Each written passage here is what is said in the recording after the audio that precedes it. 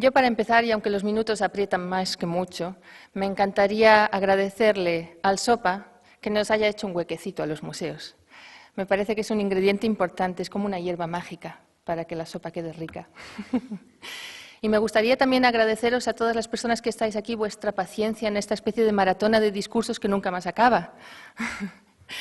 Sin vosotros y vosotras, yo creo que no tiene sentido que nos reunamos. Y de hecho le he pedido a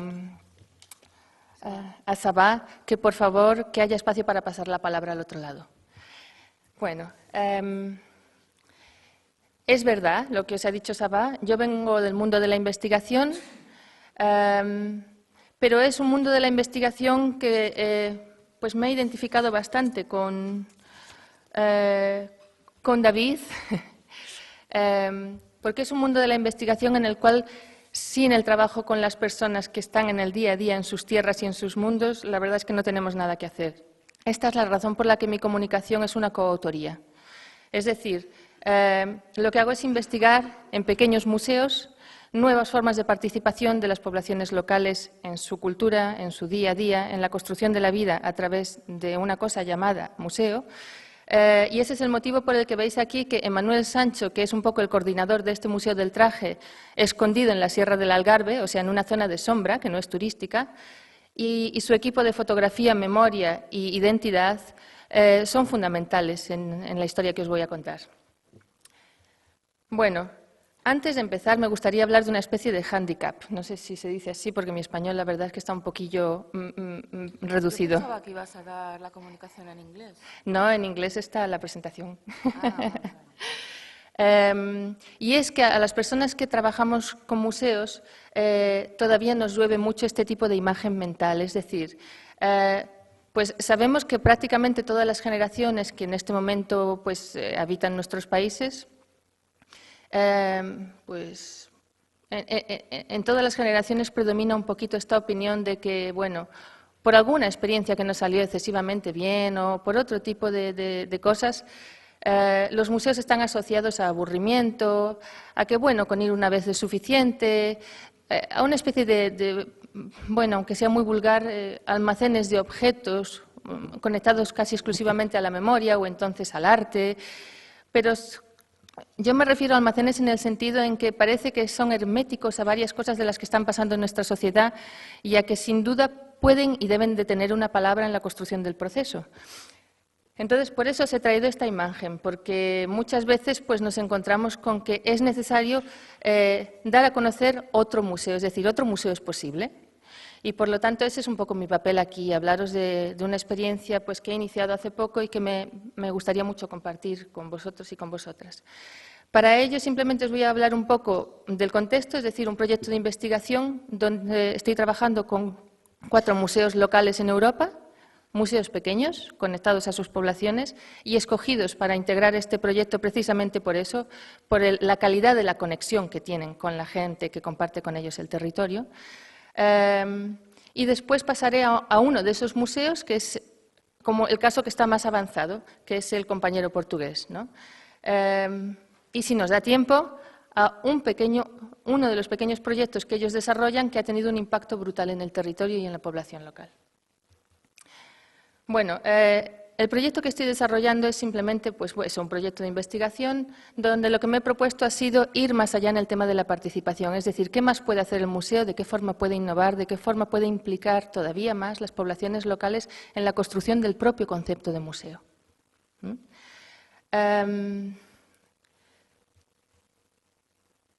Evidentemente, como en cualquier proyecto de este tipo, pues hay algunas líneas teóricas de fondo, ¿no? La que más me interesa desarrollar un poco con vosotros es esta primera que veis ahí en la presentación, la de la sociomuseología, porque esta corriente de pensamiento viene un poco de la época de la nueva museología, es decir, del museo de comunidad, del museo de vecindad. En el fondo, el museo que surge de abajo hacia arriba y que no tiene sentido si las personas que lo crean pues no lo consideran útil en su día a día, ¿no?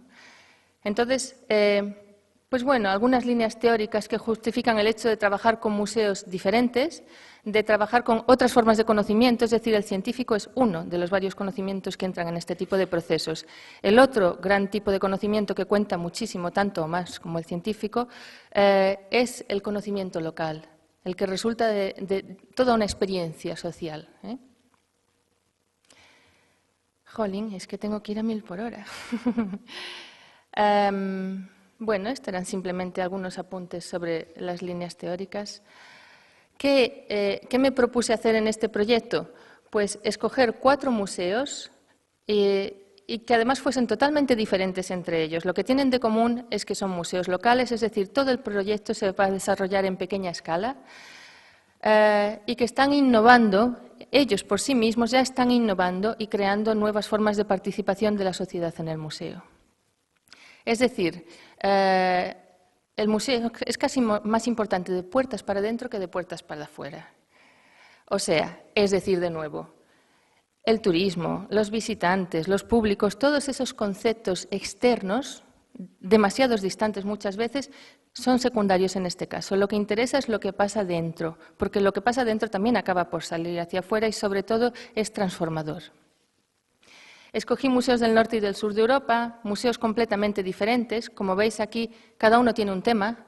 Uno representa un poco el poder de la memoria, otro representa el diálogo con la naturaleza, otro el tema de la diversidad y cómo hacer que la diversidad sea realmente inclusiva y nos sirva para caminar cada día mejor. Y otro el tema del trabajo. Son museos completamente diferentes, cada uno es un mundo, pero todos tienen, como podéis ver, bueno, este es un pequeño mapa para que veáis un poco, pues, cuál es la cartografía de este camino, ¿no? Todos tienen algunas imágenes para que veáis la diferencia, ¿no? Por ejemplo, el Museo Finlandés era una antigua industria textil, por eso hoy en día es un museo del trabajo. En Suecia veis ahí una mina desactivada en medio de un inmenso bosque sueco. Bueno, mundos muy diferentes en los que un museo, un pequeño museo, tiene sentido.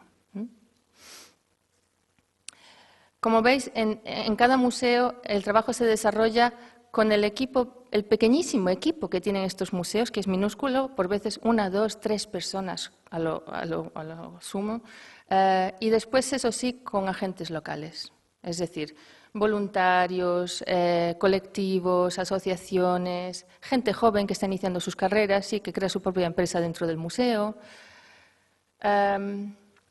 Y este era el caso que me gustaría compartir con vosotros. Es el Museo Portugués de los 4 que os he enseñado. Y es un museo pues que desde los años 80 ha acogido un poco estas causas que veis aquí atrás y se ha propuesto desarrollarlas con la población local. Evidentemente, esto conlleva un ejercicio de escucha brutal para saber de verdad qué tiene sentido para las personas con las que compartes el territorio. Para que tengáis una idea, el modelo de gestión de este museo es el que veis aquí. Cuando se dice director del museo es una persona del pueblo, cuando se dice grupo de colaboradores son un grupito de 10, 12 personas que caminan con el museo en el día a día y sin las cuales no se toma una única decisión en el museo. Y después veis que el equipo son, pues, cuando digo aquí trabajadores, funcionarios o como lo queráis llamar, son 2 personas y el resto son un grupo inmenso de amigos del museo, más de 800 personas, colaboradores, voluntarios, asociaciones locales de medio ambiente y de otras tantas cosas. Y después las colecciones del museo son el resultado de todo este trabajo colectivo. No son colecciones heredadas, no son colecciones ni compradas en subasta, ni son colecciones que tienen sentido para esta diversidad de personas. Y bueno, lo que más interesante me parece es este tema que hemos construido juntos y que consiste como en un modelo. A ver, hemos creado un modelo al que llamamos algo así como museo en capas, como si fuese una cebolla. Y lo que hemos hecho ha sido agrupar en 4 grandes familias las actividades que hace este museo. ¿Cómo? Pues teniendo en cuenta los objetivos de los proyectos, si funcionan a corto, medio o largo plazo, de qué forma contribuyen a transformar la población local y a que la calidad de vida sea mejor, de qué forma ayudan a crear nuevo conocimiento realmente útil para que este pueblo se conozca a sí mismo y camine de una forma más sólida. Y el resultado es esta tabla que veis aquí. Bueno, como os digo, ciencia y vida caminan juntas, o sea, sin esto no tiene sentido. Entonces, ¿qué pasa? Que al sentarnos en la misma mesa a trabajar, pues nos ha salido este modelo que en este momento pues ya está siendo analizado y utilizado para un mogollón de cosas por otros museos. Y este modelo pues parece muy sencillo, pero cuando otros museos lo intentan aplicar se dan cuenta de que pues como que no hay miga. No hay miga porque no hay los valores sociales, ideológicos y de justicia social que tiene este pequeño museo por detrás. De estas 4 capas, vosotros veis que en la primera, cuando digo la primera es la que está más arriba, os encontráis el museo visible. Y si os fijáis, en el museo visible están lo que se consideran las funciones tradicionales de un museo. La colección, la exposición, la investigación, en fin, la tienda, los servicios educativos, clásico, ¿no? La estructura clásica del museo. Y conforme empezáis a sumergiros, la cosa gana interés. En el Museo del Día a Día, que es la siguiente capa, os encontráis los proyectos que funcionan, que se programan a sí mismos a corto plazo. Todo esto son pequeños colectivos del pueblo que se organizan pues, para crear, por ejemplo, los amigos del museo crean toda la programación cultural del museo, integralmente, incluido pues, hasta sesiones de yoga en el jardín del museo, cosas que para ellos tienen sentido. Y así sucesivamente. En la tercera capa, el museo integrador, os encontráis con pequeña iniciativa que el museo acoge de brazos abiertos, llegando a un pequeño acuerdo pues, con jóvenes, con la juventud que se acaba de licenciar, con personas que tenían un sueño y lo querían realizar y lo han realizado en el museo. Y, por lo tanto, es museo integrador porque acoge iniciativa externa y ambas partes se desarrollan dentro del museo. Y en la cuarta y última capa, para nosotros la más interesante, está el museo de largo plazo, es decir, los cimientos, donde se produce un conocimiento innovador, donde se deciden las cosas importantes sobre el pueblo, donde, por ejemplo, el pueblo ha desarrollado este proyecto, que si os dais cuenta de la cuarta capa es el segundo, fotografía, memoria e identidad, donde se desarrollan proyectos como este, es decir, proyectos que desde el 2000, en este caso desde el 2009, han permitido crear una especie de archivo de memoria visual a partir de fotografías antiguas que la gente tenía en sus casas y en este momento pues tiene documentada la vida de más de 400 familias de una forma muy activa porque se reúnen todas las semanas, los jueves de 3 a 6 y continúan su trabajo. Y de esta manera han conseguido pues, saber todo lo que ha pasado en el pueblo desde principios del siglo XX, más concretamente desde 1912, porque más allá de 1912 las imágenes ya no tienen voz, no hay quien sepa hablar de ellas.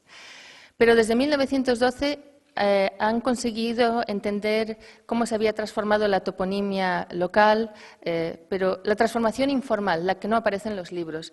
Han conseguido detectar profesiones que habían desaparecido o que estaban casi en vías de extinción definitiva, bueno, y otras muchas cosas interesantísimas. No os imagináis la diferencia que ha supuesto el desarrollo de este pequeño proyecto en el cual no ha habido un único jueves en el que las personas fallasen desde 2009. Entre algunos, para que veáis un poco cómo hemos organizado las cosas, pues hemos creado 5 categorías, organizado un poco pues todo ese trabajo que se había hecho, que es fascinante, ¿no? Y en el que de una forma o de otra todas las generaciones que habitan el pueblo están presentes. Os he traído apenas, y con esto cierro, algunos ejemplos. Por ejemplo, la evolución del pueblo, con todos los usos de cada uno de los edificios del pueblo, sus funciones, las personas asociadas a cada espacio, la evolución de las familias, la evolución de las profesiones. Y cuando hablo de profesiones hablo de saberes, o sea, del saber hacer asociado a una profesión. Otro ejemplo, podría ser el equipo de bomberos del pueblo y la evolución desde 1926 hasta la actualidad, con todo lo que ello ha significado, porque más que bomberos pues son personas dedicadas a ayudar al resto del pueblo, la entrada de las mujeres en el cuerpo de bomberos, lo que esto supuso, o sea, es un estudio sociológico brutal. la última constructora de escobas artesanales del pueblo y del país, que todavía, bueno, pues que todavía nos puede hablar de su experiencia, a pesar de sus 80 y muchos años, y que, entre otras cosas, pues ha dado lugar a las imágenes que veis abajo, es decir, a que Portugal se candidatase a un proyecto europeo de reutilización de recursos naturales locales, con la presencia de diseñadores y diseñadoras pues fantásticos, y ganase varios premios donde se utilizan este tipo de materiales, la hoja de palmera, el corcho, los materiales locales. Bueno, pues nada, simplemente era un pequeño ejemplo, pero es un ejemplo pues, de traducción cultural, de imágenes que pararon en el tiempo y que hoy en día pues, pueden volver a tener voz y la deben tener, que nos permiten entender quiénes somos, a dónde vamos, qué ha pasado, qué cosas tienen sentido en nuestras vidas. Caminar en equipo, fundamental. Y bueno, y decidir mejor el presente y, ¿por qué no, el futuro? Pero el futuro se construye en el presente. Es uno de los temas que me parece crucial. Estoy abierta a cuestiones, o sea, lo que vosotros queráis.